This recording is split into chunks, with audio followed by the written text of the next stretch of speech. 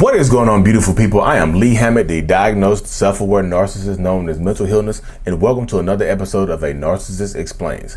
In today's episode, we're going to be talking about some signs that narcissistic rage is coming, that they're whistling or humming and things like that. They're playing music very loudly or scream singing. Signs the rage is coming. Stay tuned, like and subscribe for more.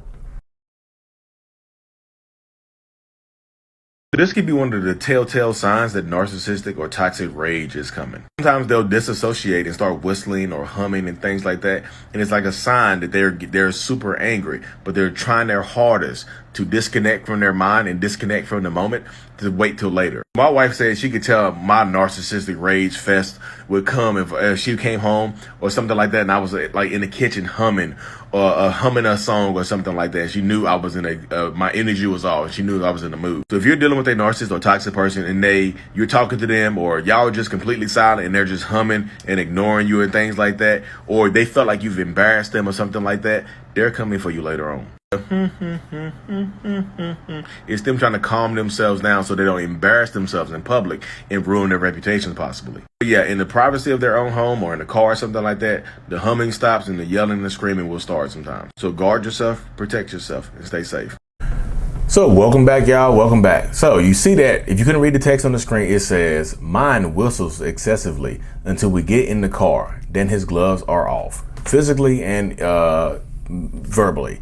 The gloves come off." That comment was in response to a video I made about how some narcissists will punish you in private for the embarrassment or shame that you might bring to them publicly or on social media and things like that, or at a public event, a party, a birthday party, a gathering, something like that. They'll punish you in private. So this person is saying, like, in narcissistic people, everybody's going to receive, like, if you're not, I say this all the time, if you're not praising a narcissist, you're criticizing them. That's just point blank period in the story. If you're not praising that toxic person in your life, it's criticism. It just is. And there's no fine line. There's no constructive criticism. It's still criticism. It's in the name. It's constructive, but it's also criticism. You're criticizing me. In narcissists, we don't take criticism well. I feel like people are surprised, even on my platform, when I get criticized and I clap back at somebody. They're like, "Well, Lee, you gotta let the comment, like, y'all, narcissist is in the bio. It's right there. It's saying self-aware narcissist, NPD. I don't handle criticism well. I handled it better than most narcissists, but I still don't handle criticism well. I ignore a lot of it. But some of it, I clap, especially in my lives. I'm gonna clap on you a little bit. You know what I mean? So if you're not praising them, you're criticizing them. So if you make a joke at their expense in public, right? Everybody just busted out laughing. Everybody's laughing. You're like, you're laughing too. This person said her narcissistic partner or ex or whatever will start whistling. You know, just like whistling Dixie. Whistling Dixie. You know what I mean? Just whistling. And then get in the car, rah, the whistle turns into a roar. You know what I mean? Because narcissistic people, although a lot of them, not all of them, rage out.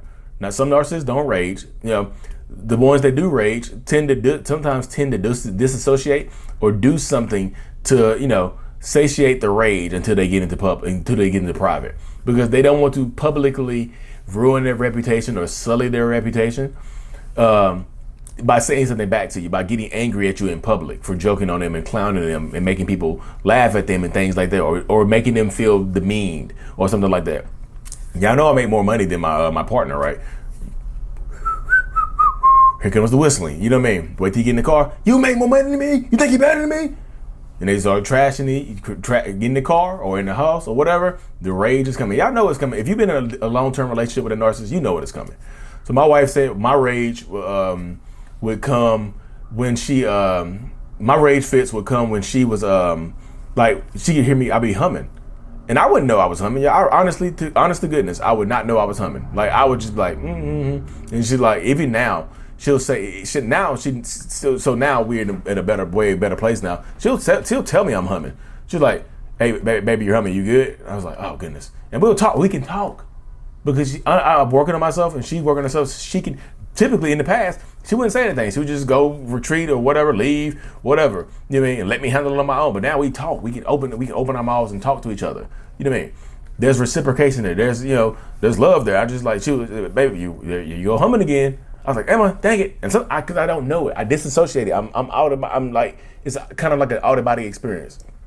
It's kind of like being on autopilot, like a plane is flying on autopilot, or a Tesla is driving itself. You know what I mean? Like a Tesla car, you push little buttons or whatever, and they drive themselves, auto drive. That's how it is when I'm about to rage out or whatever.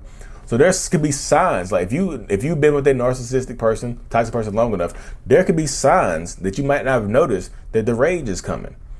You know what I mean? When the rage comes, it's too late. It's too late when the rage is coming. When it's already there, when it's in your face, when you're in a car, it's too long. You know what I mean? It's too late then, because there's nothing you can do. How do we calm the rage down? Sometimes you have to get away from them. And if they're raging while they're driving the car, it's tough. You know, because they feel like you're trapped on the highway going 80 miles per hour. They're screaming at you, punching the steering wheel, threatening to just drive off the bridge or something like that. That can be scary as hell. Intimidation, rage. You know what I mean? And sometimes, like I said, if you know the telltale signs, like if you hear them whistling at the event, either you try to stay longer or you try to find another ride home, because you already know what's going to happen. Do something to satiate that. Do something to divert the rage or whatever. You know what I mean? Let them make a joke on you. What about this? When I did this, honey, take some pain or pressure away. And I'm just like, Lee, telling us the people like they have to stay. I'm not telling the people who have to stay. Some people do. Some people can't leave right now. I understand it. Some people don't want to leave. I'm telling you, my wife will just bring it up. Like, you good? Because I hear you whistling. I hear you humming in here. And we know what humming means. Hum. You know, open your mouth and talk. So we talk. Therapy has helped me with that. 5 years of therapy has helped me with that. You know what I mean? To be more open and just talk to her about what's going on, so I don't rage. You know what I mean? Because typically, when I'm raging and yelling and screaming or whatever, I told my therapist about it. I'd be embarrassed. I get ashamed of it. Because after the rage comes the shame. You know what I mean? 'Cause I'm ashamed that I couldn't control my emotions enough. I'm yelling and screaming now. So I get ashamed of that. So I retreat sometimes. And I told my therapist, like, I'm tired of retreat. I'm tired of this shame that comes from me getting mad and yelling at people. It's like, what can I do to stop this? She's like, what are you yelling and screaming when you're raging? And I told her, like, nobody listens to me. Nobody hears me or whatever. She's like, you don't feel like people are listening to you. So when you yell and scream, people are listening to you, aren't they? Because that's the only way you know how to get people to notice you. You feel like you know it's a yell or scream or be loud or whatever. Beat on your chest and, you know, be intimidated. So instead of doing that, why don't you talk to people and make sure that they are listening to you if you have something to say? So now, to work on that, I go home and work on that. My wife says something when she hears me humming. She breaks that state. It's a state. It's a disassociative state that I'm in. So she breaks the state by saying something to me. Babe, you're humming. Now I notice it. I'm like, it's kind of like the autopilot goes off. I put my hands on the wheel. I'm like, what's going on with the rage or whatever? You know what I mean? I talk, so we talk. What's going on? What's on your mind? Nothing. No, something's on your mind. Like, look, I'm not getting yelled at. What's up? So she be real. Like, yo, she's firm with it now. She's not intimidated. You know, because I've been working on myself and she's been working on herself. We work on things together. But if you're dealing with a narcissist, you know, a lot of times narcissistic rage is an issue when you're dealing with narcissistic people. It just absolutely is.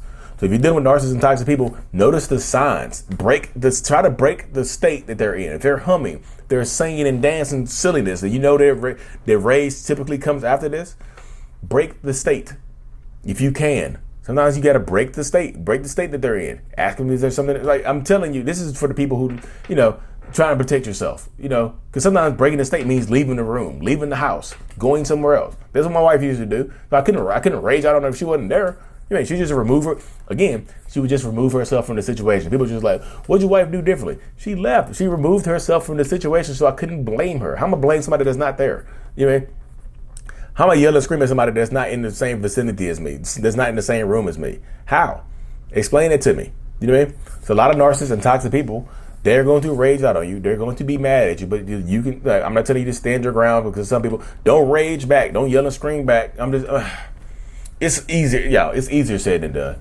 But yes, controlling, again, in this circumstance, controlling your reactions is going to be a benefit to you in this situation right here. Controlling your reactions, whatever your reactions were originally going to be, controlling them could help you knock a narcissist off their, like, anger pedestal or whatever. Because if they're raging at you, typically they want a reaction from you. A lot of times, if it's a man raging at a woman, they want some tears. They want some crying. They want to know that they're hurting you. You know what I mean? If it's a man raging at a man, they might want you to put them hands up in the box with them. Who knows? Woman to woman, I'm not certain. I haven't seen two narcissistic women arguing or whatever, but so I don't know.